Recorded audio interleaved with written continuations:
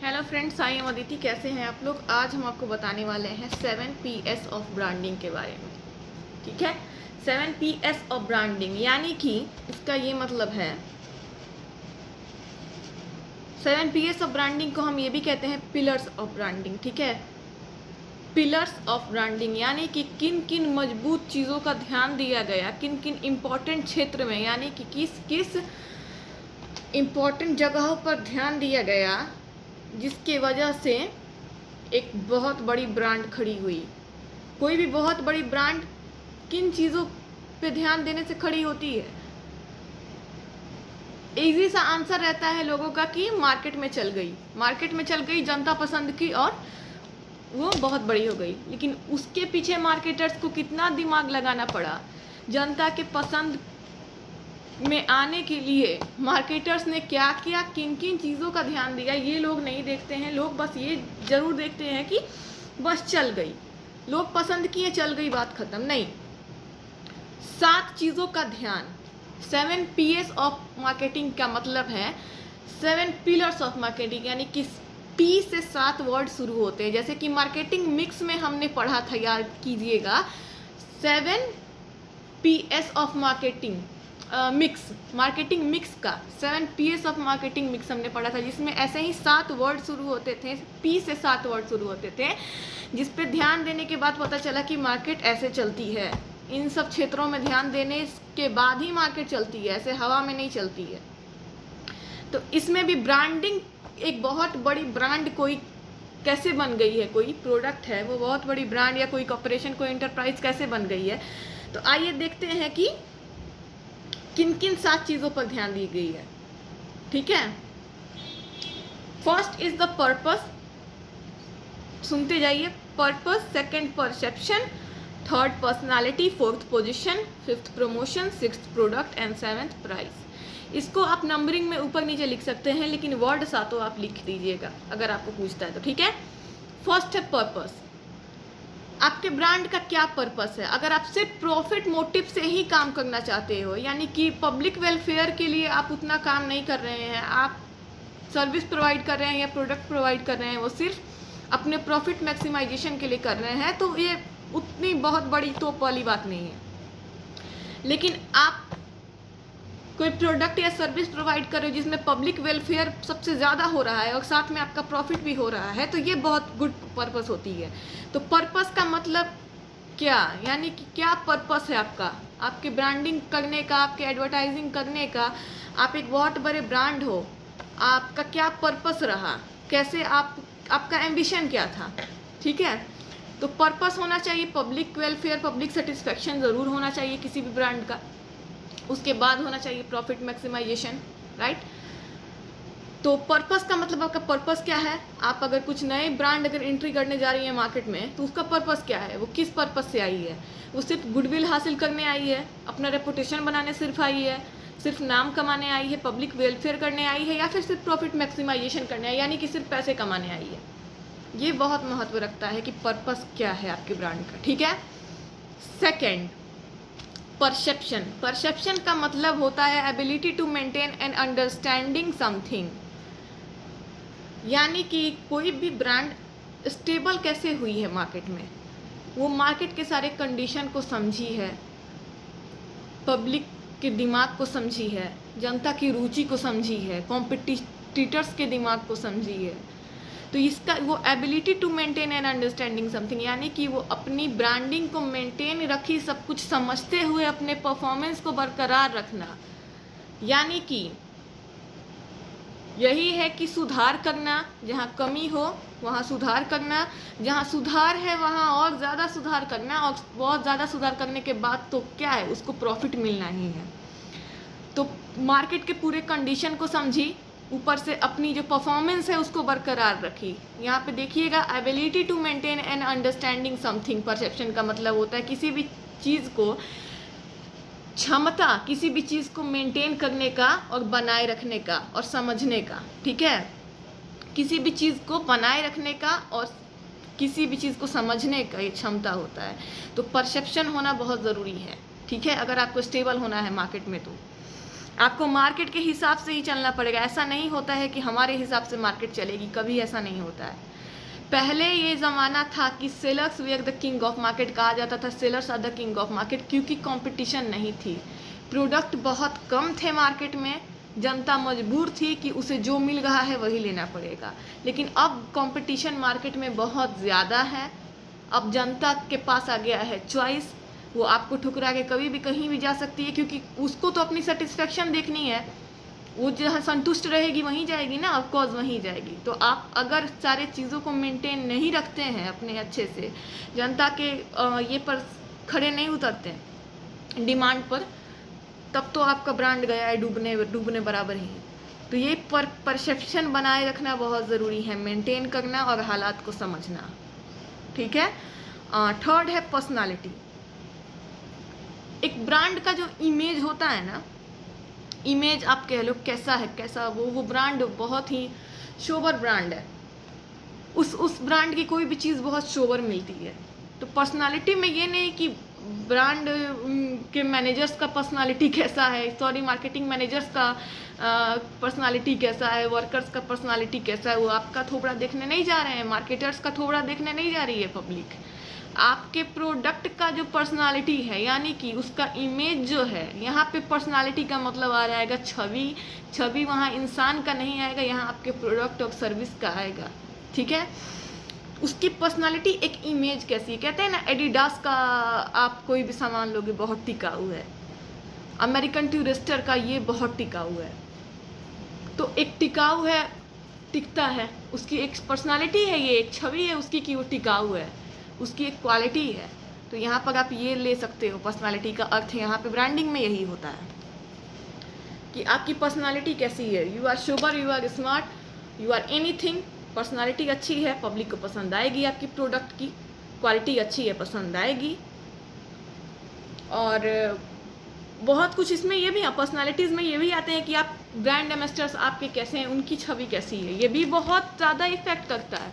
आपके brand ambassadors कैसे हैं, आप जैसे एडवर्टाइजमेंट करवा रहे हो, टेलीकास्ट करा रहे हो या फिर पब्लिश करा रहे हो एडवर्टाइजमेंट, उनकी छवि कैसी है। पब्लिक अपने स्टार्स को बहुत पसंद करती है, जो बड़े बड़े सुपर स्टार्स हैं, सेलिब्रिटीज़ हैं या बहुत बड़ी बड़ी नाम हैं, उन्हें पब्लिक फॉलो करती है, पसंद करती है। अगर किसी अच्छे स्टार को किसी अच्छे नाम से अगर आप एडवर्टाइजमेंट कराते हैं, किसी अच्छे पर्सनालिटी से कराते हो, तो भी बहुत वो असर करता है, लोगों को अट्रैक्ट करता है। पब्लिक यूज़ करना चाहती है उन चीज़ों को जो उनके पसंदीदा सेलिब्रिटीज़ जो ऐड देते हैं, ट्राई तो करेगी ज़रूर, करके देखेगी।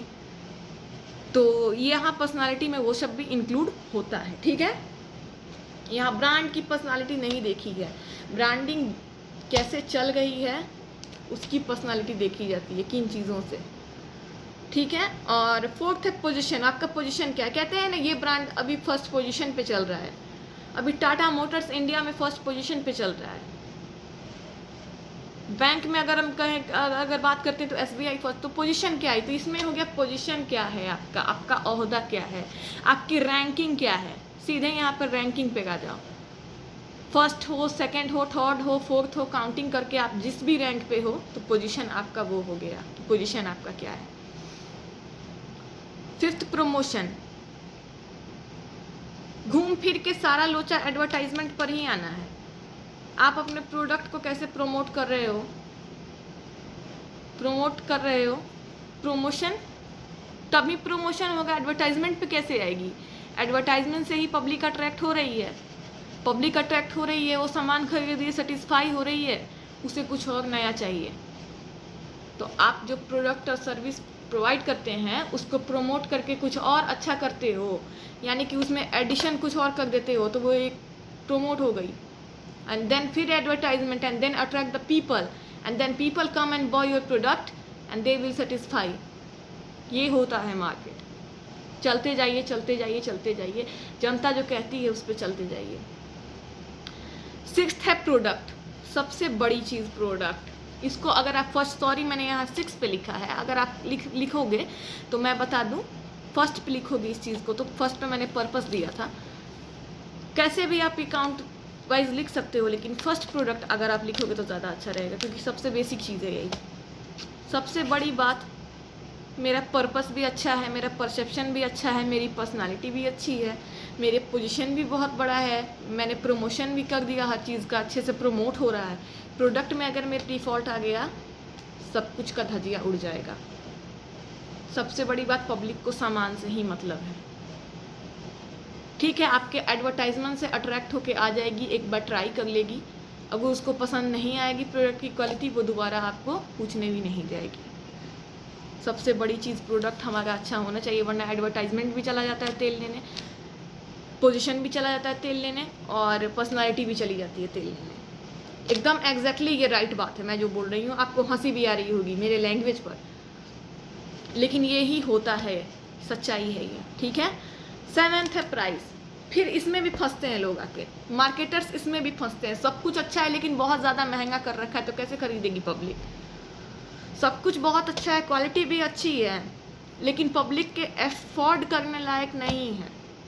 वो 1 से 2 बार खरीद सकती है, समझ सकते हैं, बहुत ज़्यादा जुगाड़ करके, लेकिन बार बार कैसे खरीदेगी? नहीं खरीदेगी। तो एप्पल एक बहुत बड़ी कंपनी अभी चल रही है, बहुत बड़ा ये ब्रांड है, सॉरी, एप्पल जो है it's a big brand in the world.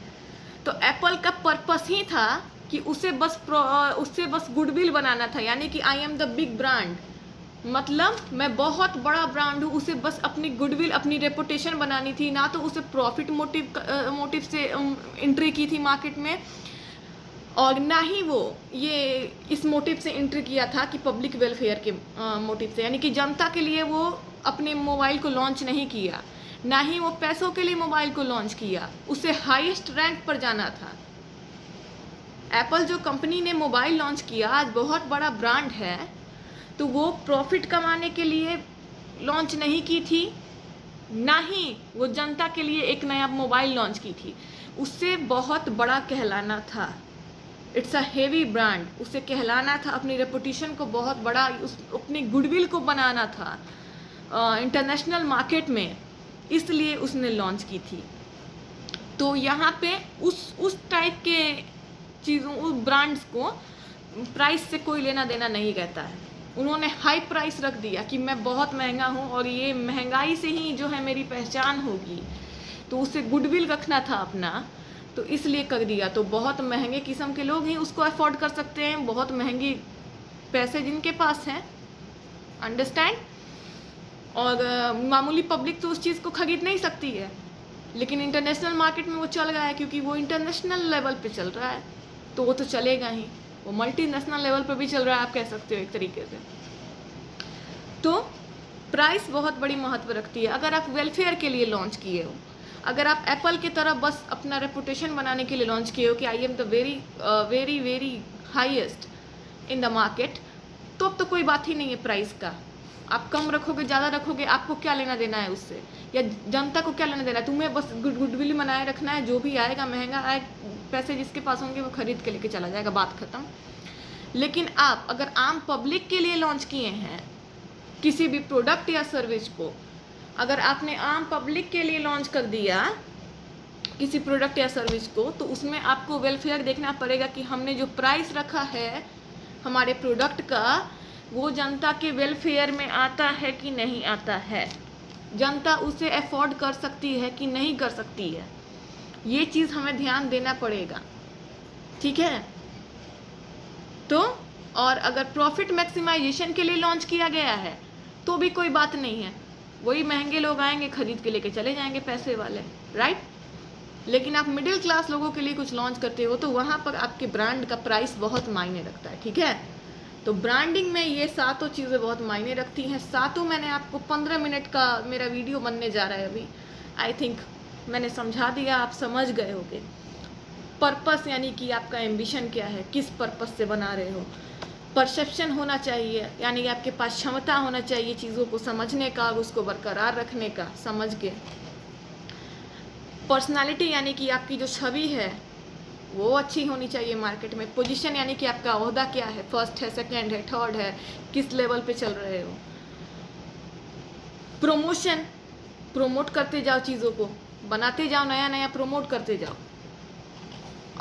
Product, सबसे बड़ी चीज़ प्रोडक्ट ही अच्छी नहीं रहेगी तो कोई फ़ायदा नहीं है, सबसे ध्यान इस प्रोडक्ट पे देना है। प्राइस, अगर आप आपकी कंपनी जनता के लिए है, वर्क करती है, आपकी इंटरप्राइज, ऑर्गेनाइजेशन, बिजनेस, कंपनी जो भी है आपकी सर्विस प्रोवाइड करती है या प्रोडक्ट प्रोवाइड करती है, तो जनता किस प्राइस को अफोर्ड करती है, किस प्राइस को अपना सेटिस्फेक्शन लेवल पे देखती है, उस हिसाब से प्राइस रखिएगा। तभी ये जो पिलर है वो ब्रांडिंग का खड़ा रहेगा हमेशा और आपकी स्टेबिलिटी मार्केट में बनी रहेगी। तो pillars of branding, 7 Ps of branding यहाँ ख़त्म होता है। आई थिंक मैंने अच्छा पढ़ाया है, और अगर आपको मुझसे पढ़ने का मन करेगा, समझ में आ रहा होगा, तो लाइक, सब्सक्राइब और शेयर ज़रूर करना अपने दोस्तों के साथ, अपने भाइयों बहनों के साथ। और मेरी वीडियो देखते रहना अगर पसंद आया होगा तो। हम नेक्स्ट वीडियो में फिर आपसे मिलते हैं। इतनी देर मुझे सुनने के लिए thank you so much. Bye, take care everybody.